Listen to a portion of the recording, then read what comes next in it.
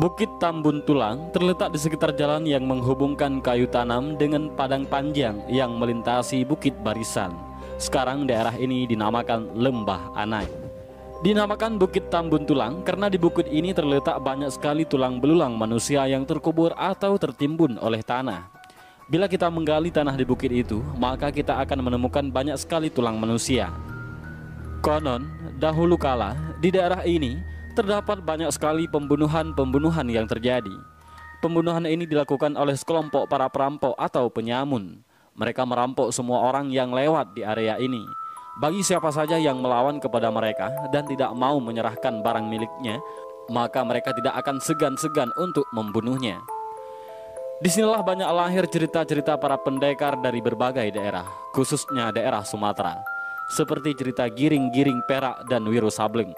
Selain cerita pendekar pedang tadi, namun ternyata ada banyak lagi cerita pendekar lainnya, tapi banyak di antara kita yang tidak mengetahuinya. Salah satunya adalah cerita pendekar asal Kerinci yang biasa disebut Depati Karai Nini Sagindu. Depati Karai Nini Sagindu bukanlah nama asli beliau. Saya sendiri pun tidak tahu dengan jelas nama asli beliau. Nama Depati atau Nini itu adalah sebuah gelar untuk orang yang dihormati. Sedangkan Sagindu adalah merujuk kepada nama daerah asal orang tersebut. Dan kata Karai sendiri itu adalah titel bagi orang yang ahli silat di Kerinci pada zaman dahulu. Jadi, kesimpulan dari nama beliau dapat diartikan menjadi guru silat yang disegani di Kerinci. Dan kisah misteri di Bukit Tambun Tulang ini banyak diceritakan terjadi pada masa-masa sekitar abad ke-16 sampai 17 Masehi. Dan kemudian cerita ini menyebar hampir di seluruh masyarakat Sumatera, khususnya daerah Padang, Bengkulu, Jambi, dan Riau. Dan beginilah ceritanya. Pada zaman dahulu, masyarakat Kerinci banyak yang merantau keluar daerah. Bahkan ada yang sampai ke negeri jiran yaitu Malaysia. Ada yang bertujuan untuk berdagang, menuntut ilmu, dan ada juga yang bertujuannya untuk berbelanja guna memenuhi kebutuhan sehari-hari, seperti membeli kain, garam, dan sebagainya. Pada masa itu, di Kerinci tidak ada garam dan kain-kain yang bagus, sehingga memaksa penduduk setempat harus membelinya keluar daerah. Salah satu daerah tujuan mereka adalah Padang Minangkabau. Satu-satunya jalan yang harus ditempuh untuk menghubungkan Kerinci dan Padang pada masa itu adalah jalan di Bukit Tambun Tulang. Namun jalan ini sangat berbahaya, karena di jalan ini banyak sekali terjadi pembunuhan yang dilakukan oleh para perampok. Akan tetapi, tidak ada pilihan lain lagi bagi para masyarakat Kerinci kecuali harus menempuh jalan ini. Oleh karena itu, biasanya orang-orang Kerinci yang ingin merantau dan orang-orang yang diutus untuk berbelanja keluar daerah adalah orang yang terpilih yang sudah matang ilmu bela dirinya yang dilengkapi dengan ilmu kebal. Sedangkan orang-orang yang biasa saja yang tidak memiliki ilmu bela diri yang handal tidak dibolehkan untuk pergi merantau keluar daerah Kerinci. Orang-orang yang sudah matang ilmu silatnya pun kadang ada juga yang terbunuh oleh para perampok. Karena jumlah para perampok tersebut bukanlah sedikit. Mereka sangat banyak hingga mencapai puluhan orang. Mereka sangat hebat juga terlatih. Mereka juga memiliki ilmu silat dan ilmu kebal. Jadi karena itulah mereka sangat susah untuk dikalahkan. Setiap orang yang ingin melewati daerah ini biasanya mereka harus berombongan sampai puluhan orang karena mereka tidak berani sendiri-sendiri. Hari, bulan, dan tahun terus berganti. Namun kejadian ini terus berlanjut tanpa henti-hentinya, karena tidak ada seorang pun yang bisa membubarkan kelompok para penyamun tersebut. Dan akhirnya berita itu sampailah kepada seorang guru silat asal Kerinci yang biasa dipanggil Depati Karai Nini Sagindu. Setelah mendengar berita yang banyak tersebar di kalangan masyarakat, akhirnya beliau memutuskan dan berniat untuk membubarkan kelompok-kelompok para penyamun tersebut. Dan persiapan pun dimulai. Di malam itu, beliau mengundang semua para guru silat yang ada di Kerinci. Beliau mengajak mereka semua untuk bekerja sama untuk menaklukkan para perampok di Bukit Tambun Tulang yang selalu menghalangi perjalanan masyarakat Kerinci tersebut. Singkat cerita, semua guru silat yang telah diundang tersebut akhirnya mereka datang ke rumah beliau pada malam itu untuk berkumpul mengadakan musyawarah bersama. Acara musyawarah pun dimulai. Dan mereka masing-masing juga mulai berbagi cerita tentang pengalaman mereka ketika melewati Bukit Tambun Tulang tersebut. Ada yang mengatakan mereka sangat kuat dan memiliki ilmu pencak silat yang sangat hebat. Tak cuma itu, ada juga yang mengatakan bahwa para perampok di sana banyak yang memiliki ilmu kebal. Dan hal inilah yang membuat mereka para karai silat ataupun guru silat Kerinci berpikir dengan serius untuk mencari jalan terbaik agar bisa mengalahkan para perampok tersebut. Saran demi saran pun keluar dari mulut-mulut mereka satu persatu. Ada yang mengatakan dengan cara begini dan ada juga yang mengatakan dengan cara begitu. Namun ide-ide mereka tidak ada yang tepat hingga akhirnya Depati Karai Nini Sagindo mendapatkan sebuah ide yang lucu tapi bagus. Ide tersebut yaitu menggunakan cabai halus. Cabai tersebut adalah cabai yang telah ditembuk halus-halus dan kemudian dikeringkan sehingga melebur seperti tanah dan debu.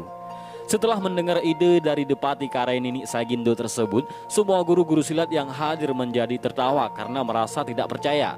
Kemudian Depati Karai Nini Sagindo menjelaskan semuanya dengan detail kepada mereka. Hingga akhirnya barulah mereka menjadi percaya dan setuju. Dan kemudian mereka pun menetapkan hari dan waktu yang tepat untuk melakukan serangan kepada para perampok di Bukit Tambun Tulang. Pada hari Selasa atau hari kedua setelah menggelar acara musyawarah bersama, barulah kemudian mereka semua mulai bergerak berjalan menuju Bukit Tambun Tulang. Jumlah mereka sekitar 21 orang.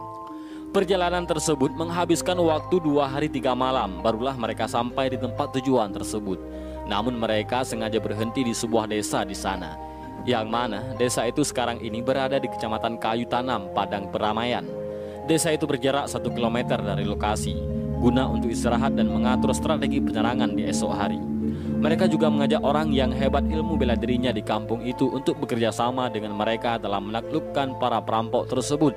Dan kemudian akhirnya mereka mendapatkan bantuan 8 orang dari penduduk desa itu. Tidak terasa, pagi pun telah datang dan matahari pun mulai menampakkan wajahnya untuk menyapa dunia. Kira-kira ketika posisi matahari hampir lurus di atas kepala, mungkin sekitar jam 11 siang, barulah mereka bergerak menuju lokasi tersebut. Yang berjalan paling depan ada sekitar 9 orang termasuk Depati Karai. Dan selebihnya mereka mengikuti dari belakang dengan cara mengendap-endap di dalam semak. Ketika Depati Karai dan 8 orang temannya sampai di titik rawan bukit tersebut, tiba-tiba mereka mendengar suara seperti suara burung yang sedang berkicau. Anehnya, suara tersebut tidak terlalu mirip dengan suara burung, akan tetapi seperti suara orang yang sedang menirukan suara burung. Kemudian Depati Karai memberi isyarat kepada teman-teman beliau, termasuk teman beliau yang lagi mengendap di semak-semak untuk bersiap-siap. Sekitar 5 menit kemudian, setelah mendengar suara burung aneh tersebut, kemudian tiba-tiba dari semak-semak keluarlah puluhan orang dari arah depan dan samping jalan. Mereka itulah kelompok para perampok atau penyamun yang melegenda itu. Kemunculan mereka disambut dengan tenang oleh Depati Karai dan 8 orang temannya. Dan kemudian Depati Karai pun menyapa mereka sambil tersenyum. Apakah ada yang bisa kami bantu, wahai tuan-tuan? Begitulah kira-kira pertanyaan dari Depati Karai kepada mereka. Kemudian salah satu dari mereka maju ke depan, mungkin itulah ketuanya, sambil berkata, "Hendak kemanakah tujuan kalian?" Depati Karai menjawab, "Kami hendak ke Padang, ingin membeli kain dan garam tuan. Di daerah kami tidak ada garam, juga kain-kain yang bagus." Ketua perampok pun berkata, "Kenapa kalian tidak membayar pajak jalan di sini? Ini adalah kawasan kami." Depati Karai menjawab, "Maaf tuan, kami tidak tahu. Kalau begitu berapa banyakkah kami harus membayarnya?" Ketua perampok menjawab, "Serahkan pada kami uang 1 kantong itu," sambil menunjuk kepada kantong yang dibawa oleh Depati Karai. Depati Karai menjawab, "Baiklah tuan, ini untuk tuan. Tetapi tuan harus menjamin keamanan jalan di sini." Perampok menjawab, "Baiklah, kami berjanji akan menjaga keamanan di sini." Kemudian Depati Karai menyerahkan kantong uang tersebut kepada kedua perampok. Setelah kantong uang tersebut diberikan, Depati Karai dan teman-temannya pun mulai melangkahkan kaki ke depan untuk melanjutkan perjalanan mereka. Tiba-tiba langkah mereka terhenti lagi. Dan ternyata urusan mereka dengan para perampok tadi masih belum selesai sampai di situ. Para perampok tersebut masih meminta tambahan lagi kepada Depati Karai beserta temannya. Kali ini yang mereka minta bukan saja uang, melainkan meminta agar Depati Karai dan teman-temannya tersebut untuk menyerahkan semua barang-barang mereka, termasuk tas-tas yang mereka bawa. Mendengar permintaan dari perampok tersebut, Depati Karai pun berkata, "Ampun tuan, jika tuan mengambil semua barang-barang yang kami miliki, bagaimana mungkin nanti kami mau melanjutkan perjalanan kami menuju Padang?" Sang perampok berkata sambil mengancam, "Serahkan semuanya jika kalian ingin keluar hidup-hidup dari sini." Depati Karai menjawab, "Baiklah tuan, kami akan menyerahkan barang-barang yang kami bawa. Tapi tolong jangan Tuan ambil tas-tas yang kami sandang ini. Ini adalah bekal perjalanan kami." Kemudian Adipati Karai dan teman-temannya pun menyerahkan semua barang-barang yang mereka miliki kepada perampok tersebut, kecuali tas-tas yang mereka sandang. Karena di dalam tas yang mereka sandang masing-masing itu isinya penuh dengan cabai-cabai halus yang telah ditumbuk hingga menjadi seperti debu. Melihat Adipati Karai dan teman-temannya tidak menyerahkan tas mereka, kemudian ketua perampok itu memerintahkan agar anak buahnya untuk memaksa mereka agar mereka menyerahkan tas-tas yang mereka sandang itu. Mendengar ucapan sang perampok tersebut, kemudian Adipati Karai mengangkat kedua tangannya. Tujuannya ialah untuk memberi aba-aba kepada semua teman-teman beliau, termasuk teman beliau yang ada di belakang yang bersembunyi di dalam semak-semak, agar mereka bersiap-siap. Dan ketika para anak buah perampok tersebut mulai mendekati mereka, Adipati Karai dan teman-temannya pun membuka tas mereka sambil berkata, "Di dalam tas kami tidak ada barang-barang yang berharga, Tuan. Kalau Tuan tidak percaya, coba Tuan lihat sendiri dengan mata dan kepala Tuan sendiri." Mendengar ucapan Adipati Karai tersebut, namun ketua perampok masih tidak percaya, hingga membuat ketua perampok tersebut menjadi penasaran dan ingin melihatnya secara langsung. Kemudian ketua perampok itu berjalan menghampiri Adipati Karai dengan begitu berani tanpa ada rasa ragu dan curiga sedikit pun. Melihat ketua perampok itu berjalan ke arahnya, Adipati Karai dan temannya pun bersiap-siap dan memasukkan kedua tangan mereka ke dalam tas mereka masing-masing. Dan kemudian mereka meraih cabai yang telah mereka tumbuk dengan halus itu dan menggenggam cabai-cabai tersebut sebanyak mungkin. Tepat sekitar 2 meter jarak antara ketua perampok itu dengan Adipati Karai. Barulah Adipati Karai Nini Sagindo mengeluarkan kedua tangannya dan kemudian dengan cepat beliau melemparkan semua cabai-cabai halus yang digenggamnya itu ke arah mata kedua perampok tersebut. Teman-teman Adipati Karai pun melakukan hal yang sama. Mereka melemparkan semua cabai-cabai yang ada di tas mereka kepada semua perampok di sana. Para perampok tersebut sontak terkejut dan kemudian mengusap-ngusap mata mereka sambil berteriak kesakitan karena tidak bisa melihat dan menahan rasa perih yang ada di mata mereka. Melihat hampir lebih dari separuh teman-teman mereka sudah tidak berdaya lagi karena sudah terkena cabai-cabai halus itu, hingga membuat para perampok yang masih tersisa itu menjadi sangat marah dan naik pitam. Kemudian mereka berteriak dan maju untuk menyerang Adipati Karai bersama teman-temannya. Melihat para perampok itu mulai menyerang mereka, Adipati Karai pun berteriak untuk memberi aba-aba kepada teman-teman beliau yang ada di dalam semak-semak agar keluar untuk menyerang para perampok yang masih tersisa itu. Kemudian mereka semua pun keluar dan langsung mengepung para perampok yang masih tersisa itu dari segala arah. Mereka melemparkan cabai-cabai yang mereka bawa ke arah para perampok itu, hingga membuat lebih dari 10 jumlah perampok itu terkena matanya oleh lemparan cabai halus itu. Sedangkan para perampok yang masih tersisa itu atau yang belum terkena cabai halus di matanya, jumlah mereka adalah 8 orang. Mereka inilah orang yang bertarung melawan Adipati Karai bersama 29 orang temannya itu. Pertarungan pun berlangsung sengit, akan tetapi keadaannya tidak seimbang, sehingga membuat mereka semua mampu ditaklukkan dengan mudah dan dibunuh oleh Adipati Karai bersama teman-temannya itu. Sedangkan ketua perampok dan anak buahnya tadi masih berteriak kesakitan dan terus mengusap-ngusap mata mereka agar mereka bisa melihat kembali. Namun Adipati Karai dan teman-temannya itu tidak mau membiarkan mereka terus mengusap mata mereka. Dan kemudian Adipati Karai bersama teman-teman beliau langsung menyerang para perampok yang sudah tidak bisa berbuat apa-apa itu. Mereka membantai para perampok itu dengan cara yang sangat kejam sekali. Tujuannya yaitu sebagai balasan atas kekejaman mereka selama ini kepada orang-orang yang pernah mereka bunuh di tempat itu.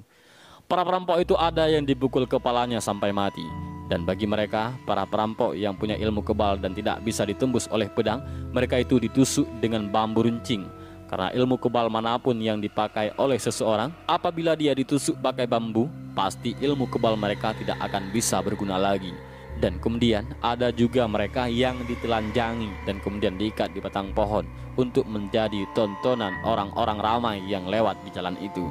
Dan akhirnya semua perampok di sana tewas dengan cara yang sangat mengenaskan. Setelah peristiwa itu, orang-orang pun mulai ramai dan berani lewat jalan itu, karena para perampok yang sering ditakuti mereka sudah tidak ada lagi. Mereka semua telah musnah dan hilang untuk